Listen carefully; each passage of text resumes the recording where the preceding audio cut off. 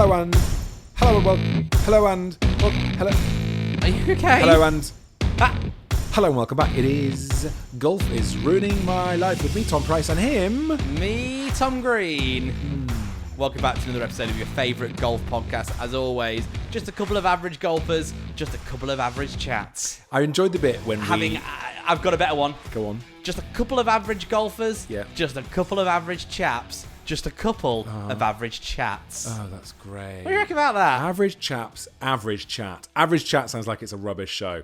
If someone's listening for the first time, this is not a good 30 A second really bad opening. start. This is fumbly and poor. We talk about golf and our own neuroses on this show. Yes. As golf continues to ruin our life. Did I tell you I shot 1 under on the front 9 at our course the other day? That's unbelievable. Well done. Thanks, mate. I had an incredible off the whites. I'd had 2 weeks off. Oh, yeah. I actually really rate a break.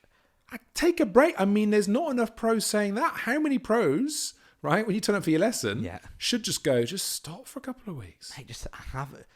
I bet. How many pros do you think want to say that? What? How many pros want to say just give up? No. Well, yes. Just walk away. There's a couple of golfers I think we both know who are quite intense. How much do you think people who give them lessons just want to go, mate, just chill out. Just have a few weeks off. Go and give your wife a kiss. Go and take your kids out. See your family. Be with your dog. And then come back. Well, because you care way too much. It's sort of what I had to do because I had to have a couple of minor operations on my legs. And when I came back, it was amazing. This other part of me just remembered how to hit a ball and I forgot everything else. And I boom, boom, boom, and it was really easy. And then, of course, I played 3 times since then. And I played like a dog again because I want it and I care about it. Yeah, all of a sudden it means something.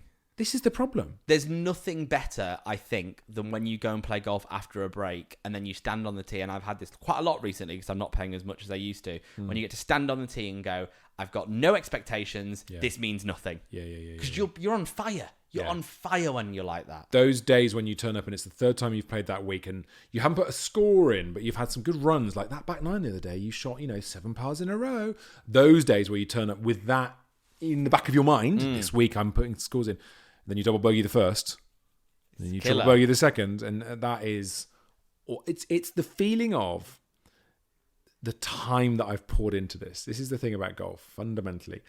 When I want to get really good, when I'm playing a lot, the time I've put in versus the reward I'm getting is sometimes not a good ratio. Yeah, no, I get that. And you feel like you deserve better golf. I had a lot of this in our Summer of Love, which is almost 3 years ago now, I think. No, it's not. It's depressing. When I was playing 4 times a week, you'd come to that round on, you'd start on a Monday. So you'd play it Monday, Tuesday, Thursday, and then Sunday would be our day that we're going to score. Yeah. And it would mean so much to me and it would all fall apart. And you think, I've tried, Lynn, all week. It's just, which means everything I've been doing all week, which I didn't take any pleasure in because I wasn't playing that well, but I was slowly getting better. I could have been doing something else. Yeah. However, I don't know what you think about this, but I think we are now in the best season for golf. This part of the year, when if it's not too stormy, things are nice and lush. Yeah. The green will take a ball. You're going to be repairing pitch marks. You're still going to be on grass tees before the mats return. God, that won't be depressingly. That won't be long though, will it? There's nothing worse. And our place as well. They just do it by diary. They don't do it by prevailing climactic conditions. Is that right? They just have a date and go, this is when we're going to put the mats out. I make that 6 p.m. time to sit down for dinner, darling. I just ate at 3 o'clock. Don't care. It's time for dinner, darling. Yeah. That is what happens. It's October the bleh. It's time for the rubber mats. It makes me want to scream and cry. Americans listening, of which I know we have a handful, do they have rubber mats in America? No, I bet they don't. I bet they just have great golf. I think they have just got year-round great golf. I think they built a big dome over their golf courses and it never rains. And there's just like it's floodlit. No. When people like you, but when people like you say that, I sometimes think you're saying that would be a bad thing. It's like when people watch The Matrix and you get 2 pills and everyone's like, well, no, I'd take the one where it's reality. I'm always the other way around. Yeah. Give me the one that gives me perfect fakeness. I would take that every day of the week. Plastic, fantastic. Yep. What's that? The new restaurant that's opened at that industrial complex? Get me in. Sounds good to me. Nice and clean. Those kitchens are brand new. Look at this golf course. It's all fake and not real, and it's not quite right, but it's lush. Sign me up now. Yeah. That's true. That is. I would dare to say, a slightly American approach. Yes. Things a little bit newer, nicer, basically better. What we tend to do in this country is suffer not quite good standard often. But it's more real. But it's fine. It's much. The thing about this place is great is it's just so real, Squelch, and I just really like Squelch. The fact that what's that? Don't take my trolley. Yeah, no worries about it. It's fine. It's just very real. I mean, that's the other thing as well. The trolleys will be banned soon as well. Yeah, which is fine because I don't trolley anymore. No. I used to try. I actually gave my trolley away to Jay. Oh yeah, saw Jay, show regular member of the golf course. Always turns up, doesn't he? Conversationally on my mate Paul Toaster. Oh, another podcast you do, is it? Is it the Magic FM Drive Time show? Oh, he got a new show, didn't he? What's going on? There's too much going on. He's so busy. Just too many things. Yeah, Jay does turn up. Jay and I have had a lot of fun playing in the medal and discussing how doing a proper medal is a totally different way of playing golf. It's no coincidence that I'd done 2 or 3 medals, blown up and had horrible scores, then went and played with my mates and shot 1 under. It's no coincidence. Medals change how you play golf. It's so good for you. But it's just because it means something, right? All of a sudden you're playing a scratch. You're playing a stroke play, which is massive. It's slower, medals. Oh, it's so slow. Oh my God. Yes, it's so slow. And yeah, it means something. So you build it up and you're, here we go. This is happening. And you're reading all these putts. Whereas, when I got my 1 under, there was no mulligans in that. And there was no, oh yeah, I'll give you that. None of that. Everything was totally kosher. But I just didn't mind. Yeah. Oh, look, that's a birdie. Whereas in a medal, that's a birdie. Oh, yeah, it's a whole, and Jay was saying actually, it's a whole new skill. He said it took him like a year of playing medal to get good at play medal. The element of it. And a lot of people talked about this when we discussed on TikTok the new handicap system and when should you put a card in. A lot of people said you should only put cards in for the big medal or the big comp. Yeah, well, let's not bring up the whole handicap system as well. We broke TikTok with that. Let's not bring up the handicap system, but when should you put a card in? Well, the answer's really simple on the new system every time. That's what they do in America. They put a card in every single time. Yeah. Now, this might be... do you know what? I'd love Americans to comment about this, because I've heard this is true, and I don't know if this is true. Good. Apparently, when you put a card in America, no matter where you are on the green, the person you're playing with can give you a gimme for it, and it's official. Is that true? What? That's what I've heard about when you go and play in America. They can give you gimmies on a carded game. That's just not acceptable at all. It sounds circle like of friendship. Doesn't sound real. I'm on the tee. That's like it's given. Oh, that's kind. 3 holes in 1. You're off +6. That's insane. Is that a thing? It might not be. It sounds rubbish now I've said it. It's got a sort of myths about the school on the other side of town vibe about it. Yeah, it does. Really Americans, let us know, please, if that's true. The Toms at Golf is ruining my life, or you can write something in the comments. Go and write something in the comments. But talking about competition golf and how slow it is, I had this we have a Wednesday roll up at my old course and your current course. A Wednesday roll-up that is so casual, 9 holes. It's a 5, you get a beer at the end. It's good. I love it. And I remember M dropped me off, and I was like, I won't be long. It's 9 holes. I'll be an hour and a half.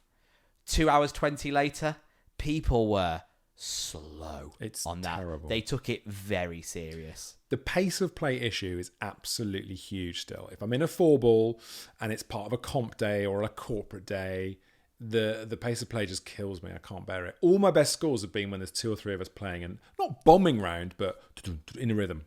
You know? Oh yeah. That thing where you're just standing on tee and waiting on tee is a disaster.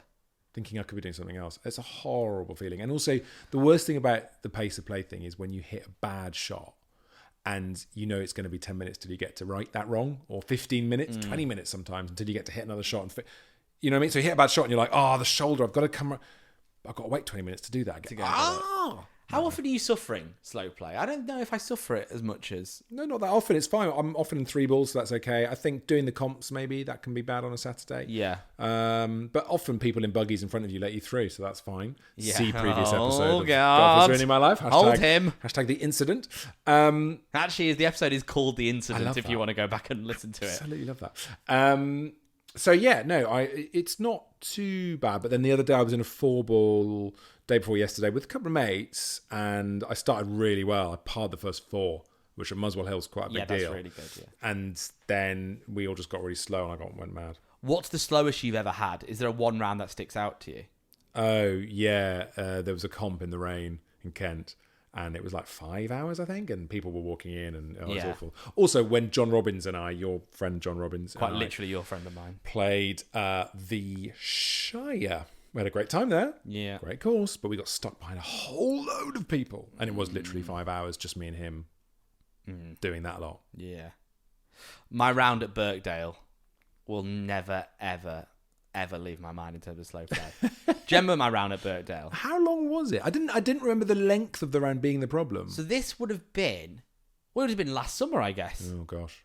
Been last summer that I played, but it was Birkdale I played, wasn't it? Yeah, yeah. Birkdale. I thought You didn't. it was. Fair to say, love it. No, I didn't have an amazing time at it. It's weird. It seems to be the courses that I really build up in my mind Yeah. end up letting me down. The only one that hasn't done that was JCB. JCB did, but I don't think JCB can let you down. It's impossible for that place to let you down. Want to play that place. Oh my god, It looks amazing. it's unbelievable. It is it lives up to every single expectation you could have of golf, and the reason it does that is because when you go and play special places like Birkdale or whatever, you're surrounded by other golfers who have paid and got on that day, so Yeah. it is slow and you're in front of other people. Yeah. At JCB, there's no one there. Wow. You're the only one. God. There's. I remember a friend played once, and he looked at the tee sheet, and there's a 10 past 10, and then there was like a 2:30. Wow. It's And a real that was life ambition of mine to sell loads of diggers and build my own golf course. Yeah, yeah. Or just go and work for JCB. It's for the execs. So Oh, go and become really? high up at JCB, and you'll get in. I could consult on tyres. Yeah, you'd be fine. Yeah, okay. You'd be fine. Look into that. But anyway, to go back, Birkdale, I think it took like 6 hours. You're coming off.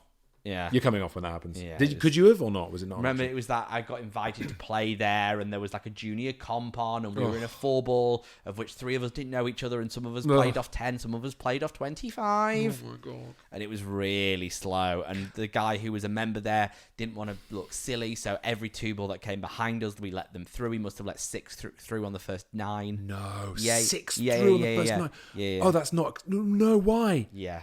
Did I tell you about the time when I got let through by a really angry man? No. There was a On comp. Muswell Hill? Yeah. Okay. There was a comp, and they were really slow. And this 4-ball, who didn't know the course at all, just ended up having to let loads of people through because there were loads of 2-balls behind them, and they were just letting us through. Bam, bam, bam. And we were like the 5th 2-ball he'd let through, right? And he was furious. Did not want to do it, but it was ridiculous. He couldn't not. There was space in front of them. Oh, fine. So they were just slow. We were walking up to the tee, and they were just teeing off, and we were like, sorry, do you mind? I mean, I wasn't even putting a card on. I was like, look, I'll just throw a ball down there and carry it and just get out of your way really quickly. He went crazy. He was really cross. We all know you can get cross on the golf course. Do you? No, I haven't for a while. I get it, but he was really, really sad. What did he say to He you? said, this is the rudest place I've ever played golf. And I said, I'm so sorry, but can I just come through? Right? Cut to about 3 hours later. I've been for a few drinks. I'm packing up to go home. I go upstairs into the locker room. I go in and he's in there, right? Because he's having a shower after his match, which he's lost. And he's ranting to the guy next to him about what a miserable, unfriendly place it was and how many people had to come through, right? And you cannot make this up. He'd parked all his stuff in front of my locker. Right? The final let through. He's in front of my locker door. So I went, hi there. And he turned around and looked at me. He's stark naked, right? He looks at me and I just went, sorry, can I come through? Very good. It happened. Very good. It happened. It was so Brilliant. amazing. Poor guy. Go for a shower at a golf club. Wow. Yeah, I know who bothers with that. I only do it. I've done it a few times, but it's only because like I've had something else directly afterwards, like a dinner or something that I had to go to. Here's a niche observation about my golf course. I have seen a lot of old men naked at my golf course. Oh yeah. It's now, I don't know, maybe that generation... Especially on the third. Maybe... That's... We don't mind that, do we? We don't mind that at all. They really need to police that. I'm very happy with that. I find this really upsetting. The number of times... There's a couple of guys in particular, I don't know them, but I feel like I've seen their genitals more than I've seen my own genitals. The number of times I've walked in there and gone, God, there he is. There they are. Okay. I think that's an old man thing. I don't think that's a golf thing, because now as a gym member, you see that? Bang, look at that. Oh my God, it's crazy. As a gym member, there's a lot of that going on at the gym. Yes. The guy full on start naked the other day said to me, he's like, oh, mate, you're getting PT by Nick, are you? How's that going? Wow.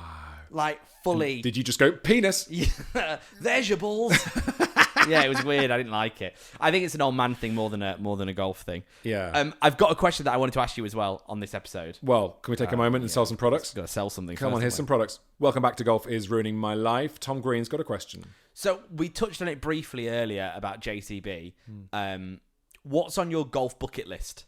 Wow, that's a great question. My golf bucket list.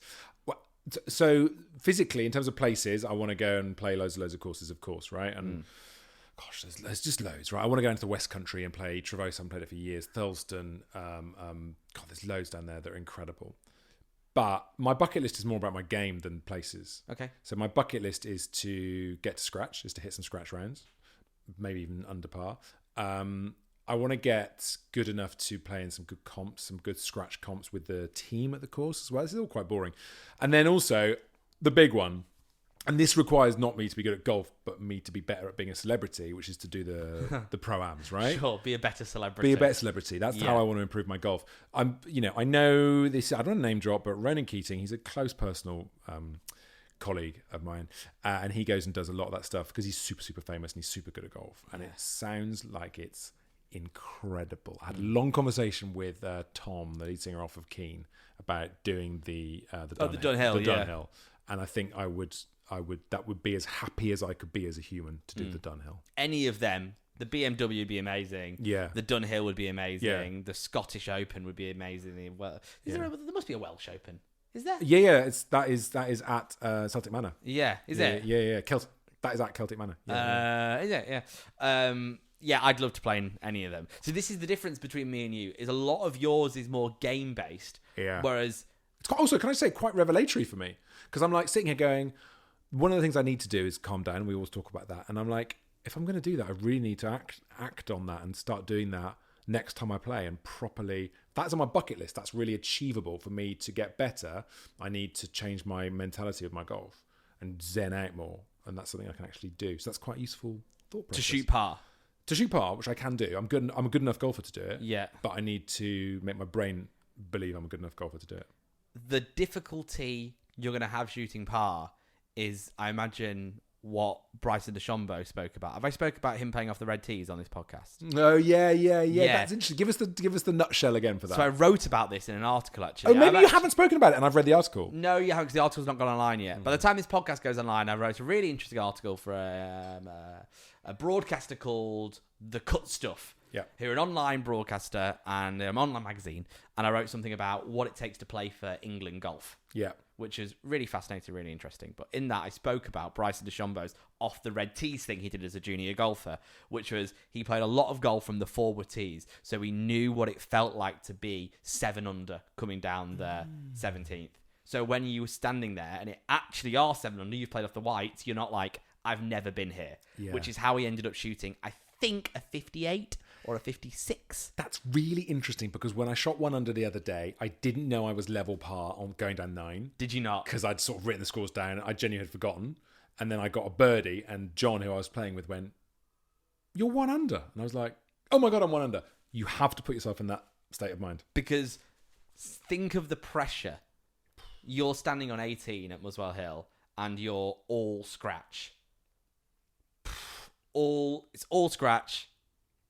That must be terrifying. I mean, what would I do? I would do stuff differently. Well, you just go, don't go left, don't go left, don't go left, don't go left. And then I'd go left. Yeah. Or you'd have it on those big balloony shots. They made me so mad. They made me sick because they're in the air for ages. Yeah. And someone, in a 4-ball, you'll do a balloony shot and someone will always say, because they won't have seen that it's starting to balloon right or left, someone will always go, "Good shot." Yeah, that's all right, isn't it? No, it's not. Is that the worst shot in golf? Because it's What's the worst shot in golf? But, well, I'd say a balloony sort of skyy hooky slice, because when it starts that, it's really high and straight, and you're like, oh, I know. This looks all right, this. Yeah, and it just goes, chunk, and then you see it. And it starts to do that up here, and you're like, well, and your brain does the maths. Yeah. Well, if it's doing that up there, by the time it lands... It's game over. It's over the whites. Yeah.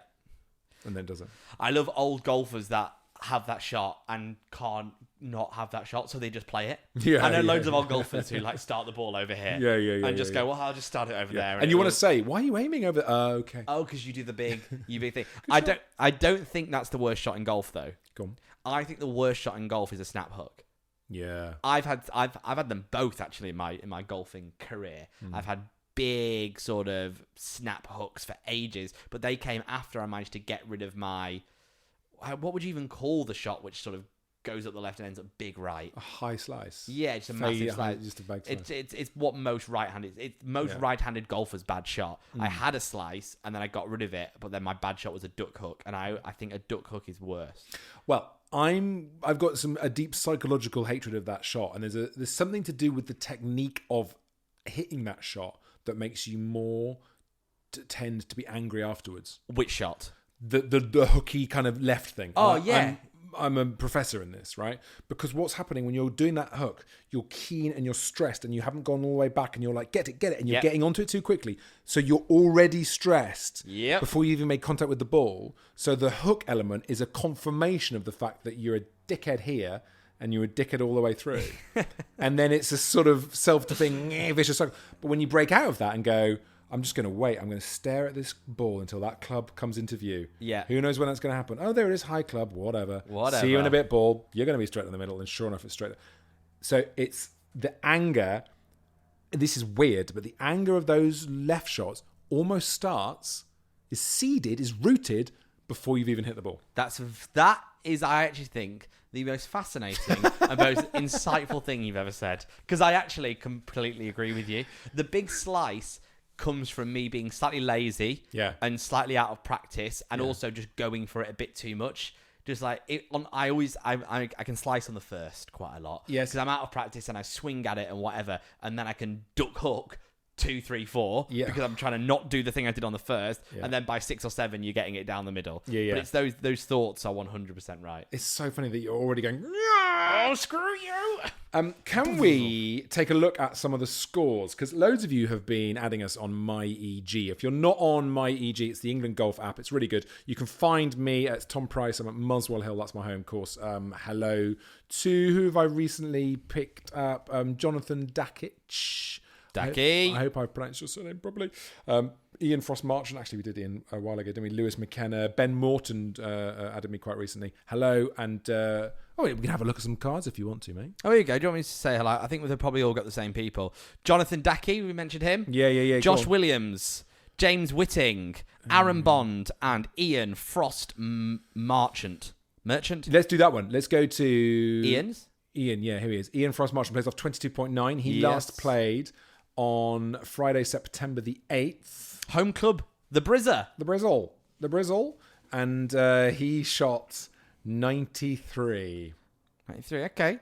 It counts because it's green, so it's gone towards your handicap. That's true. His handicap is 27 on that course. He's gone bogey, which is a really good start. Oh, the 8 on the par 3. Can we discuss? Oh, that is bad news, my bro. Par 3. 8 on a par. It's 8 that's actually been correct. Do you know on the new handicap system where you can only go so far bad? You know about this, right? The worst is net double bogey. Yeah. So he's got an 8, but the handicap's gone, have a 6. It's so bad. You know it's bad when the handicap system is saying it's okay. Yeah, don't worry about it, mate. I'll be your mummy. Suckle on this. Bit weird, sorry. But then the back 9 was okay, consistent. Do you know what I mean? He's shot 34. Sorry, not 34. That's incredible. He shot 43, par 34. So that's only 7 over on the back 9. So actually, a classic example of one of my favourite features, which is good on the back 9 when you've chilled out and got over yourself and just you're playing golf. I think Ian's moved as well recently. Clearly used to be a member of Twickenham. And now is a member of the Bristol. Okay. Someone else I wanted to should we talk about James? 3.5 handicap. Say that again, James. James Whitting. Have you got James Whitting? Oh, yeah, James Whiting. I'd say he's a Whiting, mate. He's a Whiting. He's at 3.5 handicap. Unbelievable. He is at Thetford, and he's got very up and down. If you look at his graph, actually, like the orange ones, i.e. the non-counting scores, are mad high. So like 15 over, 14, 13. And suddenly, for his greens, it's like 1 over. That's incredible. Wow, he's in form. Look at his August, mate.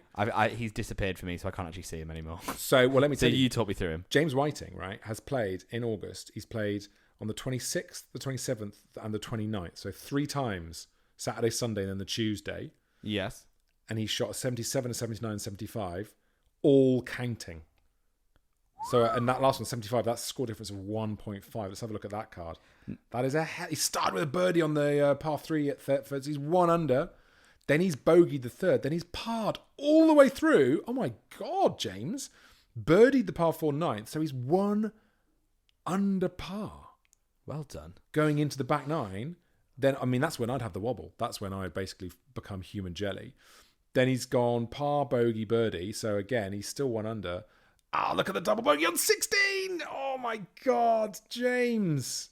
So he ended up shooting 3 over, but of those 3 shots over par, 3 of them were on the last 3 holes. I think that classes as a blow up. I thought we had an American listener here because he plays at a place called Wimboston Lakes. Wimboston Lakes. Oh no, that's in Lancaster. It's in Milton Keynes. Josh Williams from Wimboston Lakes in the Milton Keynes. I see Josh Williams. His latest round at Ramsey Golf Course. Yeah. Aaron Bond, Salt Burnham by the Sea. That's very English. Where's all our American listeners at? Burnham. I used to play Burnham when I was at school. Oh, hello, Jonathan Dackey, our friend. Golf at Goodwood. I've played them. I love Goodwood as a place to play. Can I just Lovely have a quick moment before I shut down the MyEG app? And do add us, and we'll happily have a look at your scores in the future. A celebrity friend of mine. I won't mention him in this because you'll probably be able to see if you can work out who it is. If you think you know who this is, drop us a line. I know who it is. I know the person it is. Yeah, I wasn't suggesting that you would drop us a line. Okay, fine. The Toms at Golf. Email myself. Yeah, that'd be weird. The Toms at Golf is ruining my life. Who is this? He played Loch Lomond on July the 18th. Wow. Right? He played off the blue tees. So that's as far back as you can go? That's the blues is champs as far as Is it? Yeah, I know Wow. blues as being the ones right at the back. The ones where Reds. the captain has to park somewhere different that day because there's now a T where his car usually goes. Reds, greens. I don't know about that. Reds, yellows, whites, blues. Black sometimes actually. Yeah, see, I would say black would be further back than blue, but hey, no, who knows? I now want to Google him. Anyway, so this guy, this friend of ours, he plays off plus 0.5. He is a celebrity. Who do you think he is? This is incredible. He got a birdie on the second. The rest were all pars until the 7th when he got a bogey. Then he birdied the 9th. He's 1 under at Loch Lomond. Wow. Can you imagine in July on probably a beautiful day? Yeah, wow. You're 1 under par after 9 holes. One of the most stunning golf courses in the country. And you're, oh my God. I've just seen what happens in the second 9. Go on. Par, bogey, par, bogey. So All square. No, 1 over. 1 over. You don't say all square, do you? You always do that though. I do, yeah. On the 16th, a par 5, eagle. Oh, yes. To this celebrity. He must be cheating. I know. He has to have spare balls on him. Then par, and then on the par 4. He's quite tall though, isn't he? So you got on in 2. He got on in 2. Or he chipped in. And then on the par 4 18th, a birdie. He shot 2 under par. That's unbelievable. But look, that's the mentality. Look at our pal just now who shot 3 over in the last 2 holes. This guy, the super celebrity, he shot doubled down. 3 under in the last 2 holes. Double down. Okay, let that be a lesson to all of you. Become a celebrity. Become a celebrity and do Strictly last year. And do a lot on the bike. Yeah, He's a biker, isn't and he? previously present Football Focus. I wonder who it is. The Toms at Golf is ruining my life. Do find us on MyEG. It's good fun. Final question before we finish the show Yep. today. Yep. Would you buy a package set of golf clubs? I definitely would, yes, if I was, say I had a holiday home and there was a golf course nearby and I played in the summer for a few times there and I wanted to keep some clubs there. Oh, would you? You'd buy a package set for that? 100%. I wouldn't have to travel down with them all the time. My mate John's got a place in Portugal and he's buying just a pack for 300 or 400 quid. Interesting. Absolutely, yes, 100%. You know, I don't think my friends who are fitters will be annoyed with this, but it's not going to make a big enough difference to your part-time game to play with those clubs. If you are playing all the time, you get them fitted. And Yeah. What do you think? I love golf merch and golf stuff too much to do it. If I had a holiday home, hopefully, with all this sky work, Very soon. could only be a matter of time. Yeah. I take too much pleasure in golf to do that. There's loads of things that I want in golf that I don't have, and having a second set somewhere is how I would fulfill all those dreams. So you'd always get them fitted? No, I wouldn't. No. I wouldn't get them fitted. I would just buy all the things that I've always wanted. Oh, I see. So I think a package set's great if you're just about to start out in golf and you just want to get a set together really nicely and it costs a few £100. Yeah. But if I was buying a second set, there's things that I've always wanted, like, and I know Vokey? Scotty Cameron? Well, I've got Scotty. I've got Scotty Cameron, you obviously. have, I've got haven't Scotty. you? Of course I have. Yeah, Newport. That's why I want your putting game. Squareback. I just want your putter. Yeah, it's a lovely putter. I've really wanted... In fact, this leads me to one more question before we're done. Go on. What's the one thing in golf that you've always wanted? Oh, that is a great question. Can I go? Can I do mine first? Of course. The one thing in golf I've always wanted, and you've had, and I've not had. In fact, let me put it to you. What do you think you've had that I want? Is it something I've had twice? I don't know. Hole in one. No. Oh. This is equipment. I'm talking equipment, and this is not golf achievements. Something that I've had in golf that I really want. Oh, I have no idea. Think about golf stuff you've had. What have I had? Oh, the Stealth driver. Okay, no. I have had... That's not iconic enough, although I do love the Stealth. I've just got a super fat grip on my putter. Okay, no, That I've had would a be fat... weird thing to... It was £32. My 32 quid. God, I want a fat grip on my putter. If I'd be like Tom Price. I don't know. You tell me. I've always wanted... Yeah, I'm fascinated by a this. set of Mizuno irons. Oh. That's one thing I've always wanted in golf, is a set of Mizuno irons. They say they're the best irons in golf. Yeah. They're the MP30s or the MP60s were the irons I grew up wanting, the muscle backs that were always too good for me. Yeah. Those are the irons that I always wanted. You've had Mizunos. That would be the thing that I would always want in golf. I loved my Mizunos, but I also love my Cobras. Yeah. Okay, good. The one thing I'd always want in golf has got to be the trolley that's on autopilot. That just follows your pocket, because you basically got R2D2 taking your clubs around the course. Yeah, you don't care. You don't romanticize clubs like I do. I don't think. No, I romanticize the tech that carries my clubs. Yeah. I would feel like I had, I was basically a butler, an electronic butler carrying my clubs, and I'd program it to every now and again go, take the 4-iron, sir. Like, it would just be, I'd create a whole personality around it. And you work out which one of us went to private school. Thank you so much for listening to another episode of everyone's favourite golf podcast. It's Golf is Ruining My Life. See you next time. Mummy loved me, but I had to go to boarding school.